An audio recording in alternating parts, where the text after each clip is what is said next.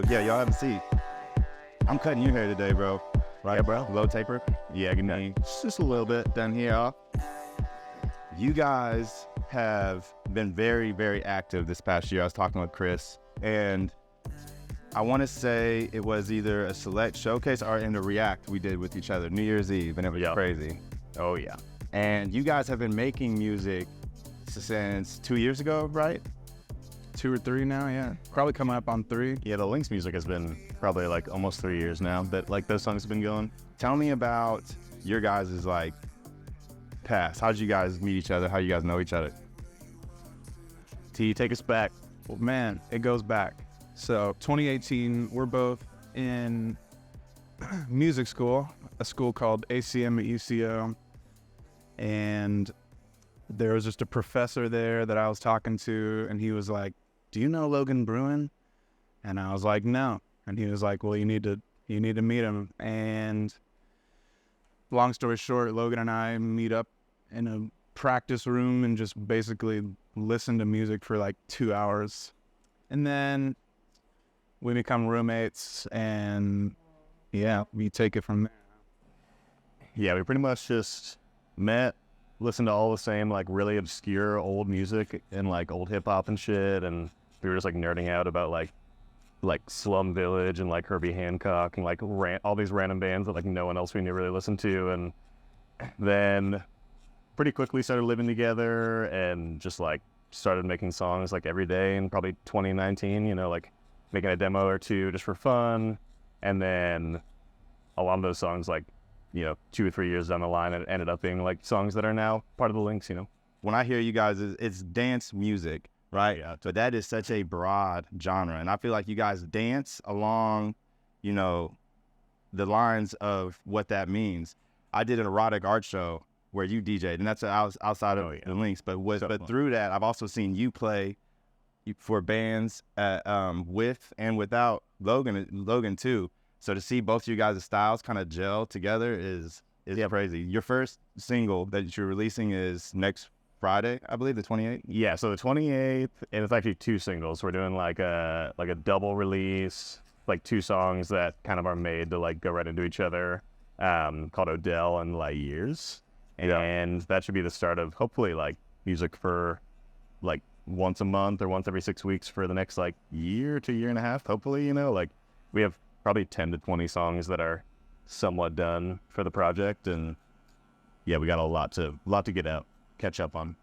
With projects, you kind of get to a place where it's like, you kind of have to decide what the limitations for a project is. Like, we make a lot of music, and like, it's very obvious though to us when a song is like the Links, you know, because it's kind of like a brand. Yeah, I mean, I think this definitely came with just Logan and I working together for so long. But I think anytime we're working with another artist, the goal is always to like, how can our skills aid in this project, like being the best that it can be, and just like always having that in mind.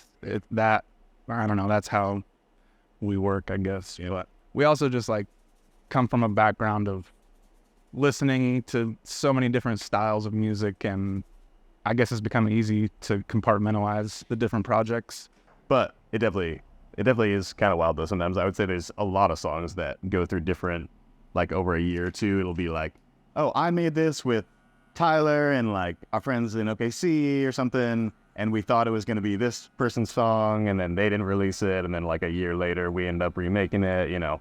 So sometimes songs will, you know, change who they belong to, you know, over like a year or two, and kind of fun to watch that play out too. It definitely feels like we're on the cusp of something. Yeah, it's strange like being in the early days of like local music and art, because it's like it can be really hard to tell in the grand scheme, you know. Like if your goal is like I want to be able to do whatever I want like in the industry, then sometimes it can feel like you're so far away from that.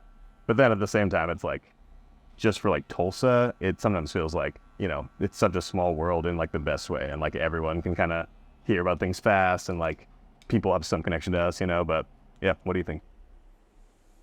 I mean, yeah, like I said, it definitely feels like we're on the cusp of, I don't know, something really great. And I also just think Tulsa is such a rich community artistically, and it feels good to just know that what we do is a part of that, and it's helping enhance it, and it's helping like grow that. And yeah, I think above anything else, it's just like a beautiful thing to see this whole community just kind of flourish and doing whatever we can to, progress that. Absolutely. I think that's kind of what makes it hard as artists right now, because I think traditionally growing up, if you're a creative wanting to pursue your creative career, it's like, okay, I got to go to LA, New York, or Atlanta, or some major city.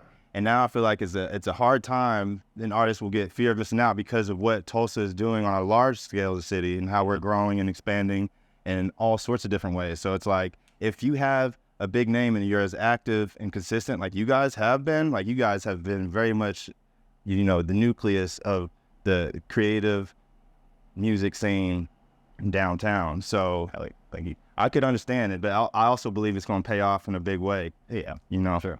It's also like, one thing that I've learned is I think sometimes like artists can have this mentality of like, if you're starting at nothing, you kind of shoot straight to the mentality of like, what is it going to take for me to be like at the top of the industry? You know what I mean? Like you start to have like crazy views like that. And where it's like in any other industry, you don't really think like that. You don't think like, all right, I'm going to start this business or like get a degree. And then like in maybe 3 years, I'll just pop off and be like the most successful like carpenter in like Oklahoma or something. But like in the music world, I think artists kind of just think that way. It's like, it's either all or nothing. Like we're either going to be like famous or we're not doing shit. But in reality, it's like, I don't know. I've felt emotionally like more validation from being like one of the cool people in Tulsa, and like people knowing me in Tulsa, or like people knowing the stuff that me and my friends do in Tulsa, and actually appreciating it on like a real like face-to-face level. I felt more like validation from that than even from like having like commercial success on like songs with like millions of streams or something like that. It's like you can have like big looking success in the music world, and it doesn't really like feel like anything, like if 1 million people listen to a song you made, then it's kind of like cool, like none of them reached out to like say hey or be like, this is what I like about it. But in Tulsa, it's like we'll have random people that just are like truly such like big fans of us and like really show up for us, and that feels great. Like I really appreciate the local community and like appreciate the experience of being like a person who's just like engaged in trying to make Tulsa like cooler and bring cool shit to Tulsa. I also think we're just like a part of a renaissance right now. Like I see Tulsa being the blueprint for other cities, throughout the country in the future. It won't be like who's the most popping, fashion designer on the East Coast or West Coast. It's gonna be like, who is the dopest designer in my hometown of like nowhere, Wisconsin. Yeah, totally. Because this generation coming up has so much access to create. So it's an exciting time. I really do think we're an anomaly right now that is on the cusp of just like blowing up. And if you're in it and you get to see it firsthand by working with people like, Variants. I feel like it's like a skill too that not many people learn, of like working for someone else's creative vision. Like we spend a lot of time doing sessions where like we are like being hired by someone and they're like hiring us to flesh out their idea, and that's like not a skill that most people develop. I think most people like spend a lot of time figuring out like, how do I know what I want to do and like what I want and what my style is? But I don't know, like I think it's taken us a long time to like really learn what it's like to be like a supporting role in the studio, And I kind of think that's in a lot of ways the foundation of what the Links is. Like it's a very collaborative project, and I think as we progress, you'll probably hear a lot more collaborative projects and maybe even EPs or albums that are strictly like they strictly just have features. The one upside of the fact that we work on so many projects is we have access to kind of, not all of them, but like a lot of the cool artists in Oklahoma, which is really fun, because I think there will be a point where we really lean into that, like Tyler was saying, and just kind of make it a thing of like, we got 5 songs coming out in the next 6 months, and they're all going to be with like all these other cool people that we know, so break out the list. No, I mean, first people that come to mind are Lincka, an artist named Stems. Obviously, like we got our super close homies like Lex and Josh and Kale and OKC, and like we have so many people. In some ways, I like, there's artists that we've never really gotten to like work with that I'm also super excited to kind of slowly make our way into the scene. Like there's so much great hip hop coming out of Tulsa, and there's a lot of potential crossover between like good club music and like really good rappers, and so I see a lot of potential for that in the future. I see a lot of potential for a lot of just like types of dance music that hopefully you don't hear much in Oklahoma. Like, we were always like talking with Lincka about like, doing a Latin dance project. That's a collaborative project because we love Latin dance music, and like diving into heavier, like more aggressive, like club rap and things like that. Like, I don't know. I do think it's kind of just endless possibilities right now of like, there's a lot of people we haven't worked with, and we also have like 20 people that we've already made songs with that like probably will someday come out, I think that's how like, also how like the coolest and freshest feeling music is made is like taking one thing from this side of genre and then taking another thing from another genre and blending it to create something that you've never heard before. I think that's a Pharrell quote. Also been a really fun part of the links is I think when we have made collabs, which none of them are like out yet, but in the collabs that we have done that are already kind of like in the works with the artists, it feels like we really get to pull new things out of them too, because like we work on so many projects with artists, but it's like there's not that many people in our like world that we produce for where they're making like straight up like dance club music, and so to pull in someone like Josh or Stems or Lincka or people like that and be like, hey, this isn't your project, let's just make like a club big, like having that opportunity is just kind of fun for everybody. And also I think the creative environment and any links like recording sessions, we always try to establish just a vibe of like, don't think about it too much and just don't really give a fuck, because that's kind of the basis of like how we create for the links. And even like when we first started it was always the project that we just didn't really think about, and it was kind of like an offload for us of like, we're doing all these different projects and we kind of have to think a lot about what they're supposed to be, and the links was kind of that project where we were just like, let's just not think about it and have fun. I think it bleeds through y'all's performances though too. Like there's a healing aspect to when y'all perform, like, hey, we're all here to dance and have fun and not judge each other. And your music is reflective of that. It shows in y'all's performances too. Hell yeah. Yeah, and even like dance music it's not super focused on lyrics necessarily most of the time. Like oftentimes it's like very repetitive lyrics or like one phrase that's repeated or things like that. But even if you kind of like look into the lyrics of like the Link songs, they're definitely kind of almost like mantras or like things that like are just like hopefully like freeing the ideas for people that like are repeated, like our first single just starts out with Tyler singing like, man, I feel so high, never in my life have I felt so free to be me. Like, and that's kind of like just a thing you'll hear constantly throughout the song. And those things, even if people don't notice them, I think come through in like live settings where people will be like, damn, like that music just felt like fun. I just felt like I could kind of dance and just do whatever I wanted. And, we definitely are trying to create a culture around it, The live aspect of the links has always been like we've set it up in a very, very simple way from a performance perspective to where it's like our setup for the links live set is me on a DJ board, like us kind of switching off on the board. And then we have one mic with a pedal board with like cool effects for the vocals.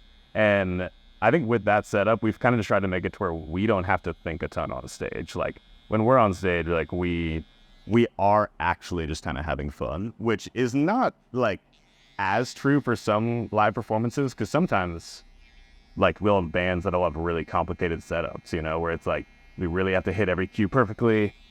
But Tyler and I just like know each other so well and know the music so well that it's like when we're doing the links, like we really can put more thought into like the attitude behind it and like the culture of it, you know, than just like I gotta sing the songs right and stuff, you know. Yeah, with live stuff, it is kind of the same principle of like, don't think about it too much, just have fun, and which is something that I think, like, it's definitely an attitude that we want to impart to our audience, but it's also kind of just, it's for us as well, because I think Logan and I are both very kind of like introverted, quiet, kind of generally anxious people, and in a lot of ways, like, the links is our outlet to not be that. I think even us as performers and artists, we have no idea what we look like on stage, and there's so much like joy and like intense emotion that comes out when we're playing that like is almost fully subconscious in some ways, where it's like in some ways I didn't know how much we loved the links until I started watching videos of us performing and being like, oh my, yeah, like we look like we're just having like the time of our lives, you know. And so I think, yeah, that I think people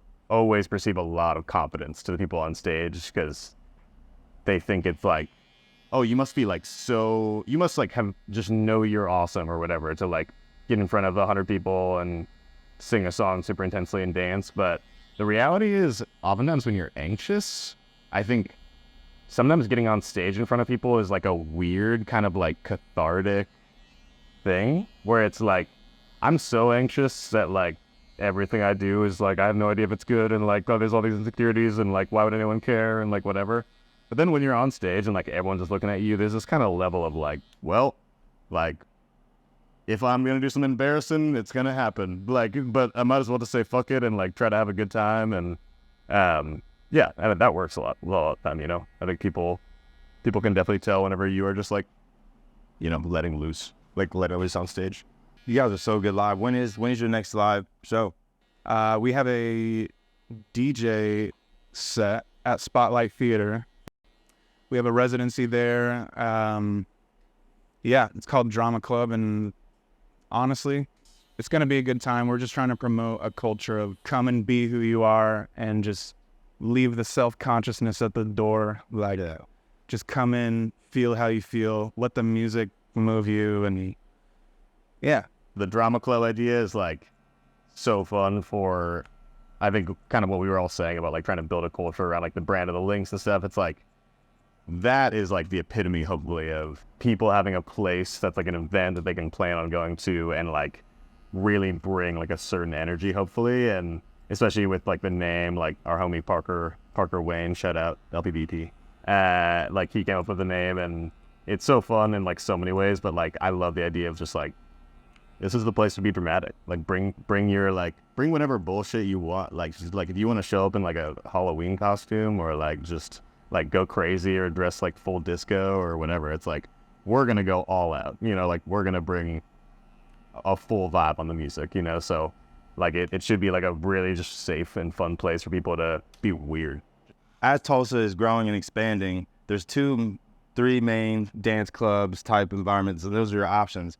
And at the same time, there's so many people wanting to have that nightlife experience. It's so exciting to see how people utilize places like the theater that you guys are, and to provide a different experience. Until there's a club that, like clubs that fill that void, I feel like this is going to be the wave in Tulsa, these kind of pop-up club events. We haven't even got to talk about this, but Lollapalooza, indeed.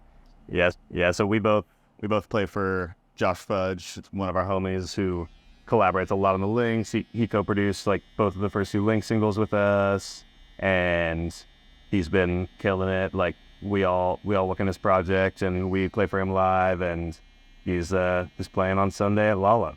And we have I was just remembering, we have an after party that we are playing with La Ember Cross, which is like a really cool DJ group that I love. So stoked y'all be representing Tulsa, man. So talk about guys who you've been working with recently and coming up in the future, and what that's been like. Man, I mean, I've been working a lot on the next wave of Stems music with Lucas, and Stems is always so exciting. Like, it's kind of just, it's like indie music. It's got like punk and grunge influence, and always kind of bringing like really just like good kind of heavy, like fun pop energy, and so I'm super excited about that. I think we're definitely gonna do some stuff with Lincka in the future again, and make some more like Latin dance music with her. But yeah, we did her last EP, or like 3 of the 5 songs, and that was definitely just one of the best music projects ever. Yeah, Lincka is so great to work with because she just knows what she wants, which sometimes you just don't find that in a recording session. I think a lot of times artists are, like we said earlier, like Logan and I are very self-conscious people, and I think generally artists are very self-conscious people. And a lot of the times the role of a producer is to just boost their confidence and be like, this idea that you feel iffy about, like, it's actually good. So just like, don't think about it too much and like, let's do it, you know? Lincka is like, she just, ideas, they just flow, and so colorful and like just wild. Like she'll write like a verse in Spanish and then like tell us what it says, and I'll be like, what? Like, how did you get there? Like, that is just like an insane way to think. And like, those are the artists that you really look for, is like the people who have such a obvious style, but they have just no insecurity about it. And that's like so rare. But yeah, Lincka's the best. Obviously working with Josh, me and Josh are making his next record right now. We're pretty deep into it, and Josh's music is really, really good. Like, we're kind of in some ways going back to like some of the vibes of like the first record that we made together, and doing kind of like a just nice like live like indie project. Probably start playing some of those live soon, which would be really fun too. We played there's a single that is probably going to drop pretty soon for Josh that we've been playing at his live shows that has been so fun. But yeah, any other projects that are coming to your brain right now, T? Yeah, Lex has she has a whole catalog of music that is just incredible. Yeah, Lex is kind of like, she's going into like this next project we're releasing. There's a few singles out right now, like Vodka Soda, Manifesto are both out. And those are kind of like definitely indie tracks, like with a little bit of experimental like nature to them. But her project, like her EP that we're working on, is very, very experimental in some ways. Like really wild vocal production, really, really wild like genres and ideas. And yeah, I think Lex is really free, like more free than she's ever been, like as far as just making a lot of shit and being really excited about it and doing what she wants. And then we have like a whole project of like kind of singer-songwriter things for Lex that we'll probably eventually come back to down the line.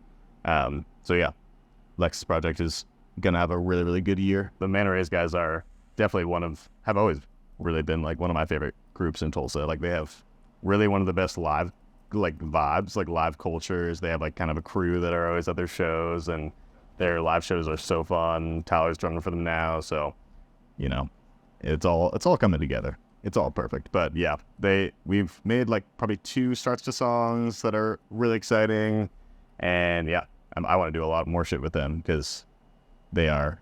I really want to just kind of like lean into their like live, like four-man band, like fully live vibe, and like make some stuff that kind of just like has that sort of just raw nature, because they're a really good live band.